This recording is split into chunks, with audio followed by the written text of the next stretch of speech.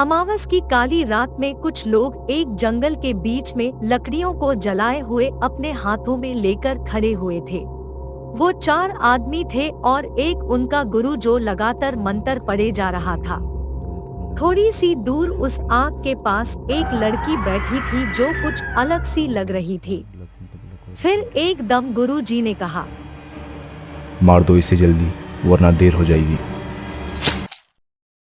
आनंदपुर गांव बहुत ही खुशहाल गांव था। उस गांव के मुखिया हरिकिशन अपने पूरे गांव के लोगों का बहुत ख्याल रखते थे।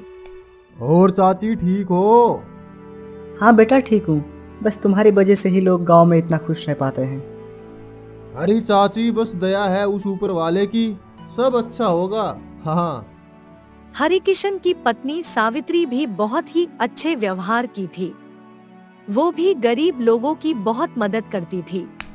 उन दोनों की एक ही बेटी थी जिस पर वो अपनी जान लुटा देते थे। उसका नाम था भाग्यश्री। पापा मम्मी, मैं कॉलेज जा रही हूँ। भाग्यश्री इधर आओ बेटी, तुम खुश तो हो ना? हाँ पापा, मैं बहुत खुश हूँ। भाग्यश्री स्कूल में पढ़ने जाती थी। पूरे गांव में सब कुछ ठीक चल रहा था। लोग अपना अपना काम कर रहे थे। लेकिन एक दिन मुखिया जी, वो कसानी फिर से गांव में आ गई है। उसका कुछ ना कुछ तो करना पड़ेगा, वरना वो गांव को बर्बाद कर देगी। कसानी काला जादू की महारथी थी जिसको कुछ समय पहले ही मुखिया और गांव वालों ने गांव से बाहर निकाल दिया था, क्योंकि वो काला जादू करके लोगों को परेशान करती थी। वहाँ आसपास कोई ऐसा नहीं था जो उसकी तरह काला जादू कर सके। क्या वो फिर से आ गई? चलो मेरे साथ। मुखिया और गांव के लोग इकट्ठे हो गए और कसानी के घर के सामने जाकर उसे बुलाने लगे। कसानी, अरे ओ कसानी। क्यों रे मुखिया, पूरे गांव को लेकर मेरे दरवाजे के सामने आ गया, ऐसा क्या हो गया?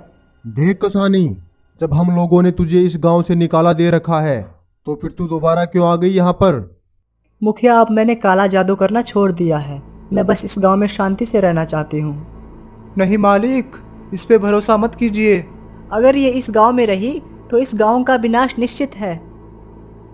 कसानी, गांव का एक भी आदमी नहीं चाहता कि तुम इस गांव में रहो, इसलिए तुझे इस गांव से जाना पड़ेगा।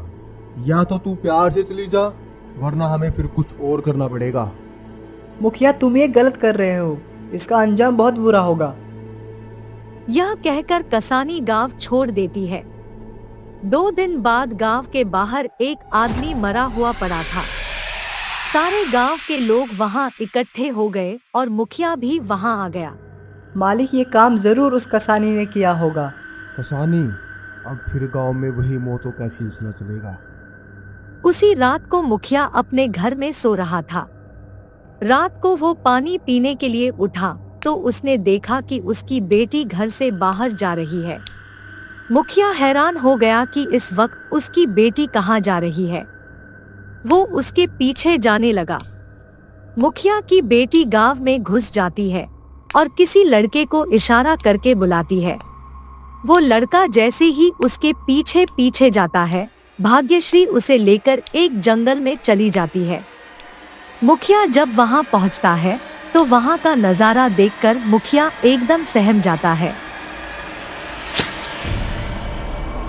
अगली सुबह मुखिया वहां के प्रसिद्ध गुरु जी के पास गया और उन्हें पूरी घटना सुनाई। गुरु जी कहते हैं, हरिकिशन, तुमने हमेशा गांव की अच्छाई के बारे में सोचा है, लेकिन आज तुम्हारे ऊपर ही मुसीबत आ गई है। गुरुजी, अब आप ही कुछ कर सकते हो। कसानी की आत्मा तुम्हारी बेटी के अंदर घुस गई है और अब ऐसा कोई नहीं है जो उस आत्मा को बाहर निकाल सके। कसानी, ये आप क्या कह रहे हो गुरुजी? कसानी तो जिंदा है। नहीं, उसने खुद को मारकर तुम्हारी बेटी के अंदर अपनी आत्मा को डाल दिया है। गुरुजी, अब क्या होगा? मेरी बेटी को कुछ हो गया तो हम तो जीते जी मर जाएंगे। हरिकिशन, अगर तुम अपनी बेटी को बचाना चाहते हो तो तुम्हारी बेटी बच जाएगी, लेकिन हमेशा किसी न किसी की मौत होती रहेगी।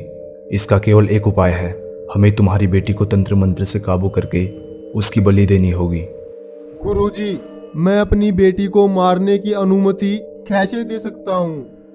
हरि किशन जी, अपने लिए तो सब जीते हैं, लेकिन बहुत कम लोग होते हैं जो दूसरों के लिए जीते हैं। और ये गांव भी तो तुम्हारा है। अब एक जान के लिए पूरे गांव की बलि देना, ये कहाँ का इंसाफ है। गुरुजी, जो आपको सही लगे वो करो, लेकिन आज के बाद गांव में किसी की मौत नहीं होनी चाहिए।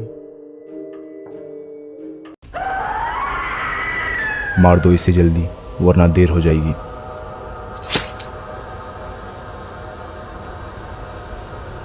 मुखिया द्वारा लिए गए निर्णय को जानकर गांव वाले उनके घर आ गए और रोने लगे और गांव के एक व्यक्ति ने अपनी बेटी मुखिया को अपनी बेटी गोद दे देता है।